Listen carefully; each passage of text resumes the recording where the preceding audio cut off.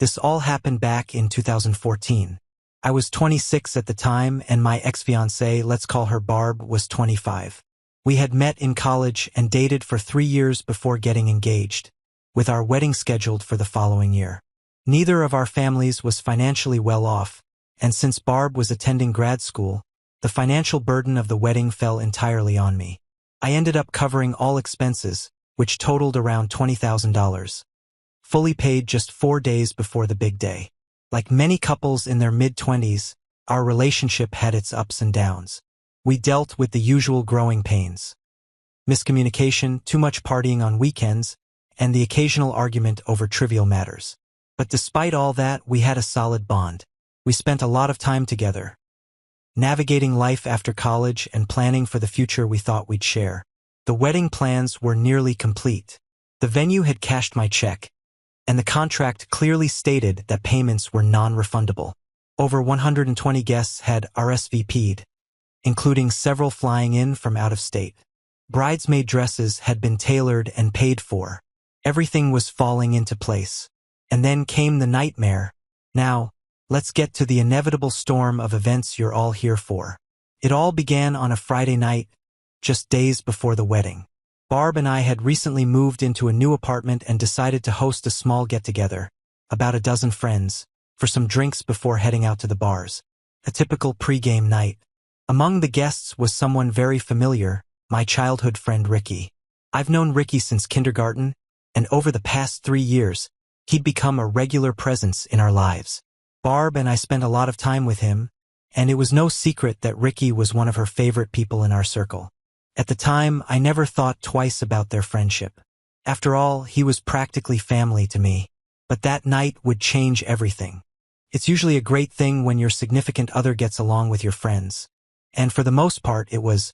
Barb fit in well with my social circle, and Ricky, being one of my oldest pals, naturally became part of our shared routine. That evening began at a local hookah lounge that operated on a bring-your-own-bottle policy. By the time we left, we'd polished off a fifth of Jameson and a 30-pack of Yangling. Everyone was thoroughly buzzed, spirits were high, and the night was just getting started. The next 3 hours were a blur, spent bar hopping between 2 or 3 local spots. As expected, the group slowly descended into the usual late-night chaos.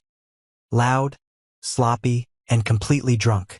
By the time the bars closed, most of our friends had split off and headed home. The only ones who stuck around were me, Barb, Ricky, and another couple who decided to come back to our apartment for a nightcap. That's when things really began to unravel. Once we got back to our apartment, the couple didn't stay long. Maybe another 20 minutes, before they called it a night and headed home. That left just the 3 of us, me, Barb, and Ricky. Earlier that evening at the hookah bar, I had noticed something that felt off. Barb was checking her phone more frequently than usual, and oddly enough, each time she did, I caught Ricky glancing at his own phone just after she locked hers. The timing was too consistent to ignore. I had a fleeting moment where I almost connected the dots, but I brushed it off. Why would I suspect anything suspicious just 2 days before marrying the woman I loved? Back at the apartment, I had sobered up quite a bit, and with that clarity, I began to notice everything. The looks, the silences, the subtle shifts in body language. Something wasn't right. After we got back to our apartment for a nightcap, the couple only stuck around for another 20 minutes or so before deciding to call it a night. That left just the 3 of us, me, Barb, and Ricky. Earlier in the evening, back at the hookah bar, I'd noticed something that didn't sit right. Barb was checking her phone more than usual, and every time she did, I caught Ricky looking at his own phone shortly after she locked hers. The pattern was subtle but not invisible. I had a brief moment of suspicion, thinking maybe something was off, but I shrugged it off. I mean, why would I worry? We were just 2 days away from our wedding. There was no reason to assume anything shady. But back at the apartment, now more sober and in a quieter setting, I started to notice everything. The energy had shifted, the glances between them, the way they both seemed a little too aware of where I was in the room. The things I had dismissed earlier were starting to add up. And deep down, I knew something wasn't right. The booze had run out, and I was debating whether to make a quick run to the nearby corner store that stayed open until 3 a.m. Barb and Ricky were both clearly drunk. Completely tanked, actually, but at the time I had no real reason to think anything shady would happen if I stepped out for 20 minutes. Still, as I got into my car and pulled up to the exit of our apartment complex, a sudden, overwhelming sense of dread hit me. It was like a punch to the gut, an instinctual sinking feeling I couldn't shake. I couldn't explain it, but something felt wrong, deeply wrong. The feeling was so intense that I paused, pulled out my phone, and called my best friend. I told him what was going on and asked if he wanted to come hang out for a bit. He picked up on the tension in my voice right away and said, "Yeah, man, swing by and grab me." So I did, and thank God I did. My friend joined me for the beer run, and after picking up a case of Bud Heavies, we headed back to the apartment. When we got there, we walked up to the sliding glass door that opened into the living room. Just inside, to the right, was the sectional couch, our usual hangout spot. I slid the door open, and we stepped inside. That's when everything shattered. Barb, my fiancée, was completely topless, straddling Ricky. The two of them were locked in a full-blown, drunken make-out session, completely lost in each other. The most unbelievable part? They didn't even notice us. My best friend and I were standing no more than 10 feet away, frozen in place, watching them carry on like we didn't exist. It wasn't just betrayal. It was betrayal with no shame, no awareness, and no attempt to hide it. For about 7 to 10 seconds, I just stood there, stunned, trying to process what I was seeing. But once the reality hit me, I completely lost it. I dropped the beer, stormed forward, and without a word, shoved Barb backward off Ricky. She hit the floor, still topless, while he remained lying on his back, his face frozen in panic. Then came the rage. I landed 2 hard right hooks, one to his eye, the other to his cheek, before he even had a chance to react. To put this into perspective, I'm 6 feet tall, 220 pounds, and I've played hockey my whole life. Ricky, on the other hand, is maybe 5 feet 6 inches, 140 pounds, and more of a long-distance runner than a fighter. The difference showed. The moment my fist connected, he went limp, out cold. He started snoring right there on the floor, completely unconscious from the impact. Ricky stayed unconscious on the floor for at least 5 minutes while I completely lost my mind, pacing and yelling, trying to make sense of the betrayal unfolding in front of me. Without even thinking, I started calling Barb's parents, over and over again, until they finally picked up. I was furious and demanded they come and get their daughter immediately. They only lived about 5 minutes away, so it didn't take long for them to show up. When they walked through the door, they were met with total chaos. I was in full-blown rage, laying into Barb, screaming about her betrayal, her disgusting and unforgivable decision, while she stood there half-dressed and stone-faced. Ricky was still passed out on the couch, bruised and barely breathing through his nose. My best friend stood between all of us, trying to keep things from exploding further. The moment Barb's parents stepped inside, I didn't hesitate. I looked them dead in the eye and said the one thing that needed to be said. The wedding is off. The wedding was explicitly off. I made that crystal clear. I demanded the engagement ring back on the spot. I told Barb, I'd rather lose $20,000 than spend the rest of my life with a cheating liar. I was shaking with rage, disgusted not just by what she did, but by how unapologetic she seemed standing there, half-dressed, in the wreckage of what was supposed to be our future. To my disbelief, her parents didn't rush to support me. Instead, they spent the next 20 minutes trying to talk me down. "Can't you just forgive her?" they asked. "Isn't it too late to cancel everything?" Their tone wasn't one of accountability, it was damage control. At times, they even tried to justify Barb's actions like this was just some understandable lapse in judgment.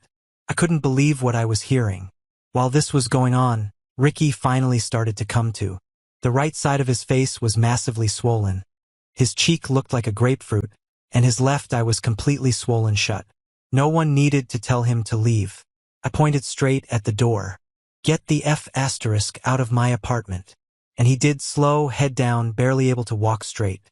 Getting Ricky out of the apartment proved more difficult than expected. He was far too drunk to drive. So I called his brother, who lived about 20 minutes away, and asked him to come pick him up. While we waited, I didn't hold back. I spent that time unleashing every ounce of fury I had, on Barb, on Ricky, and on her parents. But surprisingly, despite the rage boiling inside me, I remained remarkably clear-headed. Normally, when I get this angry, my thoughts get scrambled, my words come out disjointed, and I struggle to express myself coherently. But not this time. This time, I knew exactly what I wanted to say, and I made sure they heard every word. By the time Ricky's brother finally arrived to carry him out, and Barb's parents escorted her home, I had said everything I needed to say. No screaming match, no back and forth. Just blunt, measured truths that left no room for doubt. The damage was done. The illusion of a future together had been shattered. And for the first time that night, I stood alone in what was supposed to be our shared home. Physically exhausted, emotionally gutted, but clear on one thing. I wasn't marrying her. In that moment, I systematically picked apart every objection, excuse, and plea for reconsideration. Whether it came from Barb, her parents, or even Ricky when he briefly came to, I shut it all down with calm, brutal clarity. And honestly, it felt really damn good. But I won't pretend that what followed was easy, or that everything magically worked out in my favor. About 2 months after that night, the pharmaceutical company I worked for laid off my entire division. Just like that, I was unemployed. I had racked up thousands of dollars in credit card debt covering the wedding expenses. Money I'd never see again. The combination of financial stress, betrayal, and instability hit hard. Unemployment dragged on for 5 grueling months, and during that time, I was formally diagnosed with major depression. Life spiraled. I was overwhelmed, directionless, and emotionally wrecked. The betrayal didn't just take my relationship, it uprooted everything. Those next few years were dark. I wouldn't wish what I went through on anyone. But now, at 31, life has finally settled down, and I can honestly say I'm happier than I've ever been. Took years of rebuilding, healing, and learning how to trust myself again, but I got there. Quick reminder, if you've been enjoying the story, don't forget to hit the subscribe button. It really helps the channel, and I truly appreciate your support. Now on to our second story, my wife and the coach. My wife and I are both 33 years old and have been married for about 11 years. We live in what used to be a rural area, now quickly transforming into a growing suburb just outside a mid-sized metro city.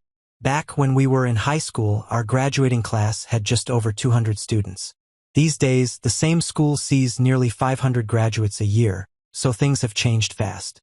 I grew up on a farm, where early mornings, hard work, and family loyalty were part of everyday life.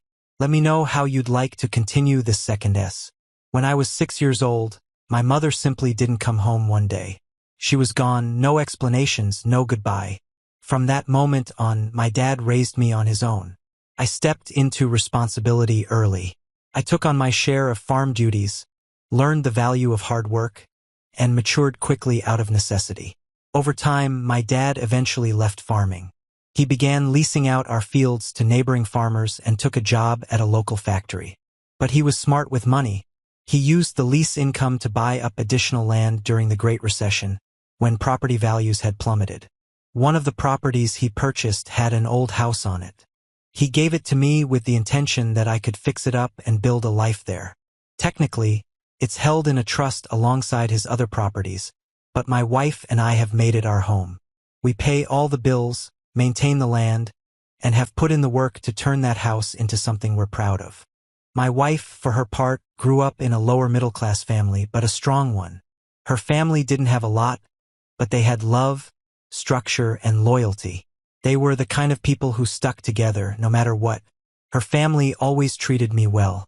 They moved to our area when we were in junior high, and that's when we met. We started dating in high school and stayed together through graduation. Once I landed a steady job, we got married. Before that, I did whatever I could to earn $1. If someone needed junk hauled out of a barn, I was their guy. Need your house painted? I'd be there with a brush and a ladder. You get the idea. I hustled, I worked hard, and I built my reputation one odd job at a time. Now, we have an 8-year-old son.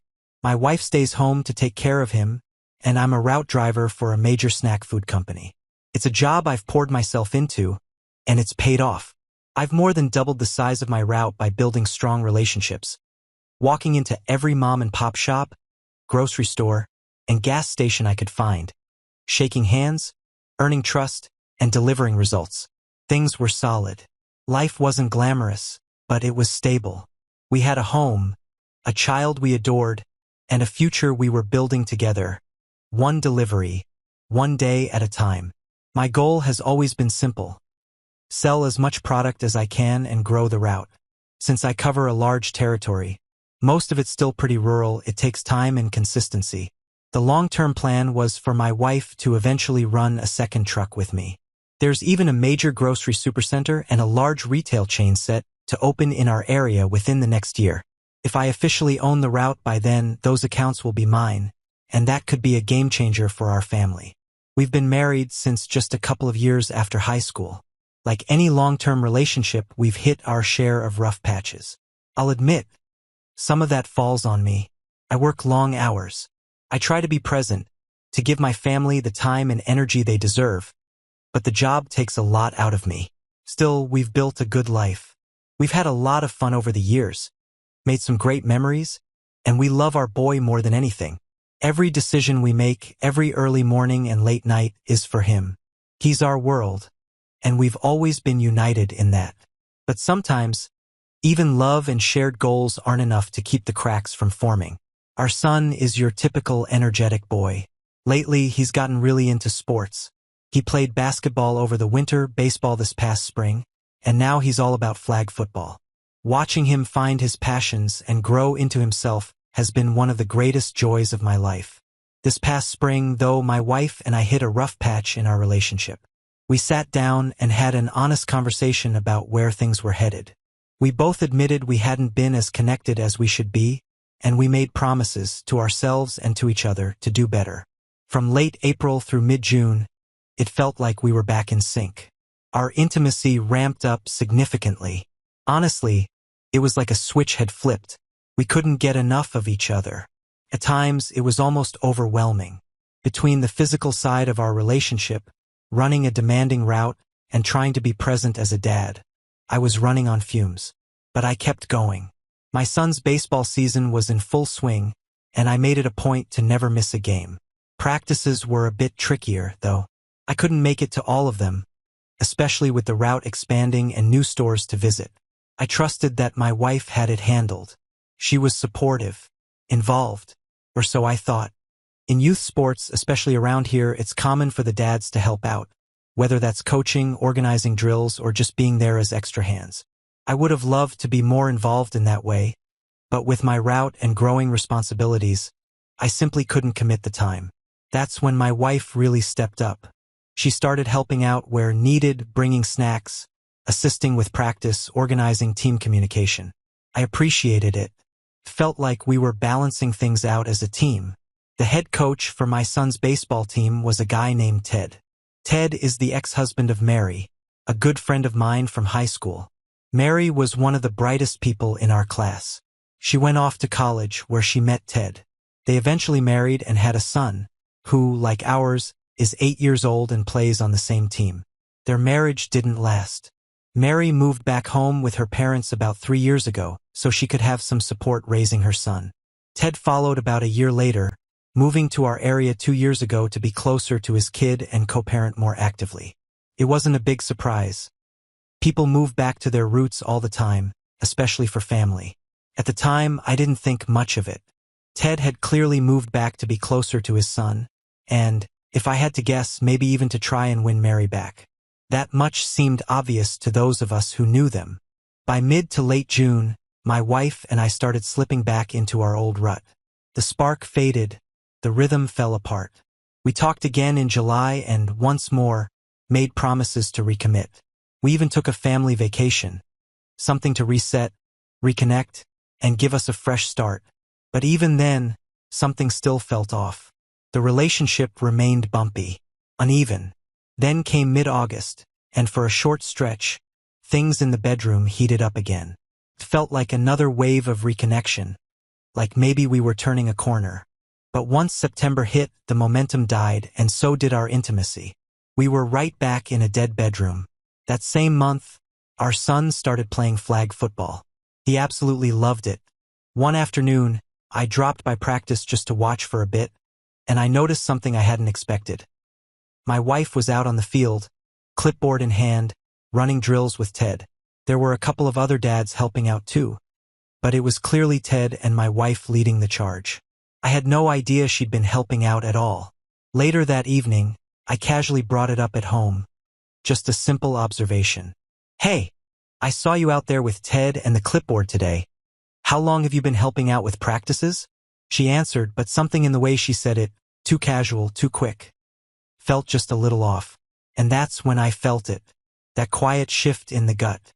That instinct. The kind you can't prove but can't ignore either. Before my wife could answer my question, our son, full of energy and excitement, chimed in without hesitation. "She's not just helping. She's a coach." That caught me off guard. Apparently, when she signed him up for flag football, she also volunteered to be an assistant coach. I hadn't known that. It seemed like a big commitment, one she never really mentioned. And from that point on, it started to feel like it was consuming a lot of her time. She was constantly on her phone. Lots of texts, a few phone calls here and there, but mostly texting.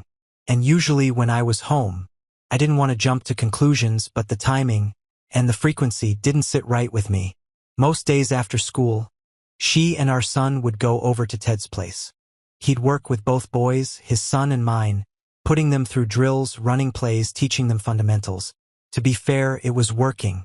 Both boys had noticeably improved. By far, they were the best players on the team. There was no denying that Ted knew what he was doing, and that the extra coaching was paying off. Then came the first game of the season. I had to work that morning, but I made sure to finish early so I wouldn't miss it. I showed up a few minutes before kickoff, excited to cheer them on. But what I saw when I got there made my stomach turn. I made it to the field just in time for the game.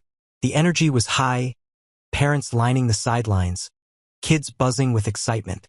As I scanned the field, I saw my wife and Ted standing side by side, giving directions to the team, clipboards in hand, calling plays like they'd been doing it for years. They looked comfortable, almost too comfortable. Just as I settled in to watch, someone pulled up a chair next to me. It was Mary, Ted's ex-wife. We exchanged a polite hello and sat in silence for a bit, watching the boys run up and down the field. Around halftime, she leaned over and asked quietly, "You and your wife? Are you two doing okay?" I paused for a second, caught off guard by the question. "Yeah," I replied. "We're good." I looked over and she was staring directly at me. Not at the field, not at the kids. Me. There was something in her expression. Concern. Pity. Maybe both. Then she said something I wasn't prepared for. "My son came home the other day after being at Ted's. It had been raining, so there was no workout. They just hung out inside, played video games most of the afternoon." She hesitated, took a breath. "He went to the kitchen to grab some juice and saw Ted and your wife kissing." Time stopped. I couldn't speak, couldn't move. I just sat there, eyes fixed on the field, hearing nothing but the blood rushing in my ears. My wife, Ted, kissing. And the witness? An 8-year-old boy. Mary's son hadn't said anything during the game, but that night, he told her everything he saw. How he'd walked into the kitchen and caught Ted and my wife kissing. That's when Mary decided to tell me. The next morning, I couldn't sleep. I normally get up at 4 a.m. to make the 45-minute drive to the warehouse and start my route. But that Monday, I was up by 3:30. I had a plan. I waited until she was asleep, and then I quietly took her phone. It took some time. She uses multiple apps for everything, 4 or 5 messaging platforms at least. But eventually, I cracked her passcode and found what I was looking for. And what I saw confirmed everything. Text after text between her and Ted. Flirty messages. Explicit messages. Some with photos. Nudes. I felt sick. I took screenshots of several of them. Just enough to have what I needed without waking her. Then I put her phone back and left for work like it was any other day. Normally, I spend at least one weekday working close to home. On those days, if I took a lunch break, I'd often swing by the house, especially during those stretches when our sex life had spiked. I thought it was connection, rekindling, a sign that we were making it work. But now, I started wondering if those good days were something else entirely. Pulled into the driveway, she was already inside, frantically trying to make it look like she'd just gotten back from a quick errand. She even had a grocery bag with a loaf of bread and some eggs, as if that would explain why she was out. I walked in calmly and set my keys on the counter. She looked startled, caught off guard, unsure whether I had seen her or not. I said, "So, you were at the store again, huh?" She smiled nervously and nodded. "Yeah, I just had to grab a couple things real quick." I didn't say anything at first. I just stared at her, long enough for it to get uncomfortable. Then I walked over, opened the fridge, and pulled out the exact same loaf of bread and carton of eggs from 2 days ago, unopened. Her face went pale. Still, she tried to play it off, said maybe she forgot we already had some, that she wasn't thinking. I could feel the lies stacking up, one on top of another. That's when I said it. "You know, I stopped by Ted's earlier. Saw your car there. Funny, the store must have moved." Her eyes widened. Silence. No excuse. No denial. Just guilt, pure and raw, spreading across her face. I didn't raise my voice. Didn't need to. I told her I knew everything. That I'd seen the texts. That Mary had told me what her son saw. That this had been going on for a while and I was done playing dumb. She tried to cry. She tried to apologize. Said it was a mistake. That she got caught up in something and didn't know how to stop it. But I wasn't interested in excuses. I said, "You had a good man. A hardworking husband who never let you go without. And a son who adores you. And you threw that away for a second-rate coach who couldn't hold down a marriage of his own." Then I walked out. I didn't slam the door. I didn't make a scene. I just left. Because at that point I already knew the woman I married wasn't the one standing in that kitchen. She and Ted were just friends, and that it was all a misunderstanding. She insisted there was nothing going on anymore, that whatever might have happened before had ended, and that I was reading too much into things. Her voice shook a little when she said it, but she stuck to the story. I didn't say anything for a long time. I just looked at her, really looked at her, and all I could see was someone I no longer trusted. Then I asked one question. Would you be okay with me spending every afternoon alone with another woman, texting her constantly, letting our son believe it's all just innocent coaching? She didn't answer, so I pulled out my phone and showed her the screenshots, her messages, the nudes, the timestamps, even the ones sent while I was home or working 12-hour days to support our family. Her face crumbled. No more lies. No more excuses. She started crying, saying she was sorry, that it just happened, that she didn't mean to hurt me or ruin our family. She begged me to give her a chance to make it right. Said we could go to counseling, that she'd cut off all contact with Ted, whatever I wanted. But at that point, it didn't matter. She had already made her choice over and over again. In every message, every lie, every moment she thought I wouldn't find out. I told her I was done, that I would never keep our son from her. But I wasn't staying married to someone who betrayed me and expected me to play along like nothing happened. I spent the night at my dad's. That evening, I sat with my son on the porch while he told Grandpa all about the fish they caught, and I realized something. I may have lost a wife, but I hadn't lost everything. I still had my boy. I still had my family. I still had my self-respect. And from that day forward, I decided I'd rather be alone and honest than together and lied to. She started yelling at me, furious that I was accusing her of anything. I asked her to sit down, but she refused, growing more defensive by the second. I raised my voice slightly, telling her firmly to sit down and let me speak. She hesitated but finally sat when I pulled out a folder. She asked what was in it. I told her she'd see soon enough. One by one, I began laying out the printed screenshots, messages I had found on her phone. At first, she exploded with anger that I had gone through her private conversations, accusing me of violating her trust.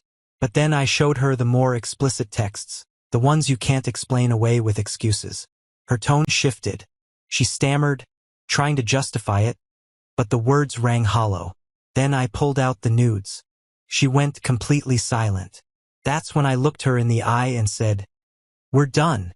I will never trust you again." I told her she had until the following Sunday to move out. I planned to meet with an attorney on Monday. "Take your clothes and whatever personal items you need," I said. "We'll sort everything else out later." She broke down in tears, sobbing and apologizing over and over. I didn't yell. I didn't argue. I just asked one simple question. Something I once read on a Reddit advice thread.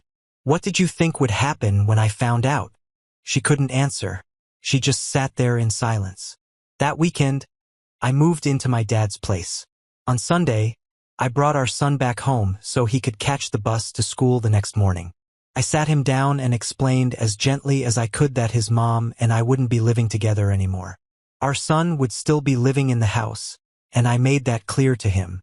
When I got home tonight, all of her belongings were gone. We had agreed she would pick him up from school and either stay with him until I returned or let me pick him up from her parents' place. Update: I can't completely cut her out of my life. We share a young son, and his well-being comes first. We've officially filed for divorce. She'll be served next week. Out of respect, I made it clear I wouldn't do anything to humiliate her. No public scene, no serving her at our son's game. I told her the papers were on the way.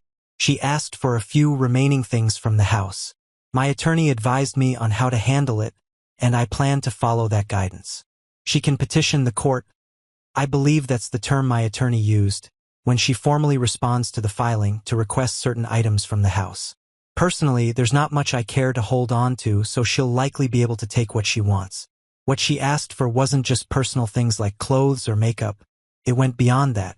For those wondering what she's doing now, she's still staying at her parents' house. Most days, our son goes there after school until I get home from work. I've been making an effort to finish up by 5 p.m. and avoid working extra hours. My attorney is also coordinating with another legal team to help me retain ownership and control of my business moving forward. My father has offered to purchase my route and employ me if that becomes necessary to protect it from the divorce proceedings. If that's what it takes, I'll go that route. I understand I'll be responsible for paying support and will share custody of our son. Evenings are quiet and a bit lonely once my son goes to bed. But I'm managing. I've taken on a few projects around the house to keep myself occupied. Fortunately, I've been surrounded by an incredibly supportive group of friends, offering everything from babysitting to home-cooked meals. At last Saturday's game, something unexpected happened. Most of the parents set up their chairs near mine, gathering around me instead of spreading out along the sidelines as usual. It meant more than I can express. Just knowing people are standing by me during this time, I was genuinely touched by the support. We've only got this week's game and the playoffs left, and then the season wraps up. Basketball season will be next. From what I've heard, every parent I've spoken to plans to request that Ted not coach their child moving forward. As for Mary, many have asked about her. She's been a close friend for many years, and I value that deeply. Some have even hinted at the idea of us ending up together. But to be honest, the pain from this separation is still very fresh. Right now, I can't imagine focusing on anything other than adjusting to this new chapter of my life and doing everything I can to be a good father. I've mentioned before that Mary was the smartest person in our class, and that still holds true. She's incredibly sharp and grounded. Someone I've always respected. She's way out of my league, always has been. I've always felt like being with someone like her would only hold her back. Right now, we're just two people dealing with heartbreak, quietly leaning on each other. Funny enough, it was her ex who moved back here, maybe hoping to fix things with her. And now, here we are, both picking up the pieces in our own ways.